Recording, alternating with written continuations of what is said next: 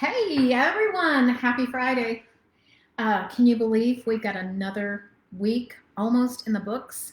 It's crazy. We're almost through June. Anyway, it's been a hot minute since I've done a live video, but I was thinking about some stuff and so I wanted to come and share and ask how many of you do this, did this, still do this, or whatever it might be. So years ago, and it's been several years ago. I remember going to the grocery store, and I would have a list. So, how many of you take a list to the grocery store? Sometimes I do, sometimes I don't. It depends. If I have specific things I need and I don't want to forget anything, then I'll probably put it in my notes in my phone. But in the olden days, which olden days is like less than 10 years ago, but I would have a list and I would write down every single thing that I was going to purchase at the grocery store. And if it was not on that list, it was not going in the basket. But this is the ticker. As I'm going through the grocery store, with every item I pick up and put in the basket. All right, so I look at this item. It's $4.99. I've got my pen handy and I'm writing down $5. So every time I put something in my basket, I literally had to write down how much that cost. So when I get down to the end of my basket and the end of my list, I can sit there and figure out how much money I'm spending. Then I would have to go look in my checkbook. Yeah, because we still had checkbooks back then. I'd look in my checkbook to see if I had enough money to cover what was in my cart. And sometimes I would have to take something back. I'd have to put it back on the shelf because I realized that I'm going to be pretty embarrassed if I get up there and I don't have the money to pay for all this. So I just wonder how many people out there have to do that same thing, where you are on such a tight budget that you have to go to the grocery store with a list and a pen, and you have to write down the amount of money you're spending on each item so that you don't go over your grocery budget. I don't do that anymore. I go to the grocery store and I just put it in the basket. I don't even pay attention too much. I'm still a little bit frugal. I still will not pay $12.99 for a steak. I'll wait till it goes on sale for $5.99 and then I stock up. And I'll still buy a generic item over a name brand item because I think most of the times they're all just as good. So I still have a little bit of thriftiness about me, but I don't worry in the end what it's going to cost when I get to the cashier. And half the time, I don't even pay attention to what I spent. I just run my debit card and I get it.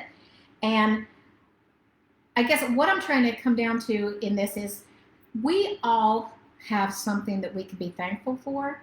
And to me, it is such a blessing now to not have to go in with a list and have to worry about every single penny I spend. So if you followed me for a while, you know how I do it. I got a plan B back in 2011, and I started working part-time from home along with a full-time job. And what happened was it turned into my full-time business after about a year and a half. And I've not had to go back to work. I've been able to work from home and share amazing products with people. And fortunately, the products I have are good because I would never, ever, ever put my name behind something that was crappy. So I just sit here and I think about, how rough it was back then and how many people out there are probably going through this same kind of thing. And it is just selfish for me not to share with you that there is another way. There's a better way. If you are struggling when you go to the grocery store and having to buy SpaghettiOs instead of a steak, or if you have to keep a tight watch on your budget and exactly how much you're spending, you need to consider other options, because there are other options that are fun, that can help you to, not have to worry so much.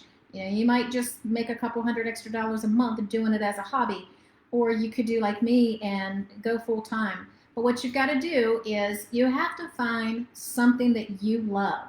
What you love product wise may not be what I'm doing, but you're not limited. There are so many products out there that are helping people, and people are buying regardless of whether they're buying it from you or someone else. Somebody's going to buy those products. So I challenge you to find your plan B, whether it's with me and the amazing products that I offer, or if it's someone else that you see. Maybe you see a single mom posting about something that they have to offer, and you know that that's something that you would rock at. Start thinking about that plan B, something that you can have fun with and do and bring in a little bit of extra income. And most of all, not have to worry about going to the grocery store and having to pinch your pennies so much that you end up having to put things back because you ran out of your budget. So I would really urge you to find something. If you're in that situation, find something. If you're looking for something, I'm here to help. I would love to work with you, but there are so many options out there. You just have to find the one that you can stand behind, have fun with, and help people change their lives with. Don't go to the grocery store again with a list. Do what I did. Find your plan B. Have a great weekend, everybody.